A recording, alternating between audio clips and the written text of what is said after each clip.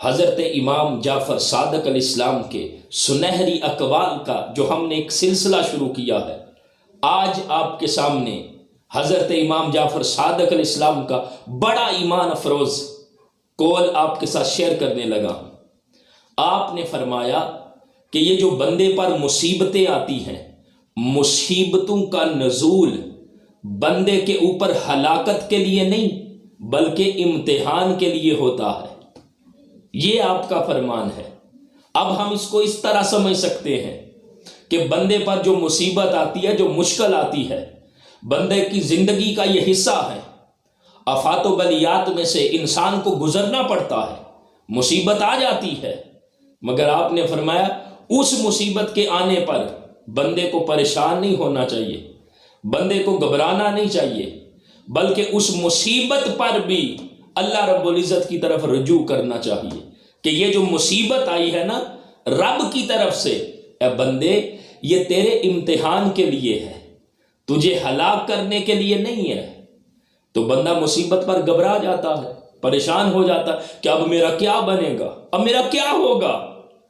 تو آپ کا یہ جو فرمان ہے نا، یہ بندے کو ڈھارس بندھا رہا ہے، امید دلا رہا ہے کہ بندو مصیبت آنے پر مایوس نہ ہوں، نا امید نہ ہوں، بلکہ وہ بارگاہ جس کی طرف سے یہ مصیبت آئی ہے، وہ مصیبت بھی اللہ رب العزت دور کر دے گا، اور یہ مصیبت تمہارے امتحان کے لیے ہے، تمہیں ہلاکت میں مبتلا کرنے کے لیے نہیں ہے، تمہیں ہلاکت میں ڈالنے کے لیے نہیں ہے، بلکہ یہ تو تمہارا امتحان ہے کہ تم کرتے کیا ہو۔ تم اس مصیبت پر سیخ پا ہو جاتے ہو، ناشکری کرتے ہو، بے صبری کا اظہار کرتے ہو، یا اس مصیبت پر بھی دیکھتے ہو کہ یہ ہمارے رب کی طرف سے ہے اور ہمارا رب ہی اس کو ٹالنے والا ہے، ہمارا رب ہی اس مصیبت سے ہمیں نکالنے والا ہے۔ تو حضرت امام جعفر صادق علیہ السلام کے فرمان کو سمجھے۔ آپ نے فرمایا بندے پر مصیبت اس کو ہلاک کرنے کے لیے نہیں آتی، اس کے امتحان کے لیے آتی ہے، کیونکہ دنیا ہر انسان کے لیے ایک امتحان گاہ ہے، ایک آزمائش کی جگہ ہے، اور جو اس آزمائش میں ثابت قدم رہتا ہے، صبر کرتا ہے، ناشکری نہیں کرتا، تو اللہ تعالیٰ اس مصیبت کو دور کر دیتا ہے اور اپنے بندے کو آزماتا ہے کہ میرا بندہ کیا کرتا ہے۔ قرآن پاک میں بھی فرمایا تھا نا کہ یہ جو بندے کے اوپر آزمائش آتی ہے، فرمایا لِیَبْلُوَکُمْ أَیُّکُمْ أَحْسَنُ عَمَلًا، تمہیں آزماؤں گا کہ تم میں سے کون اچھا عمل کرتا ہے، آزماؤں گا، تمہاری آزمائش ہوگی۔ تو یہ دنیا بندے کے لیے امتحان گاہ ہے، اس لیے مصیبت پر بندے کو پریشان نہیں ہونا چاہیے۔ اگر آج بندہ ناکام ہوا ہے نا،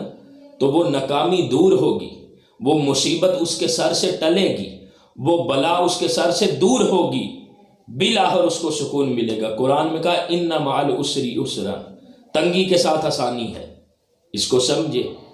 حضرت امام جعفر صادق علیہ السلام اسی کی تشریح کر رہے ہیں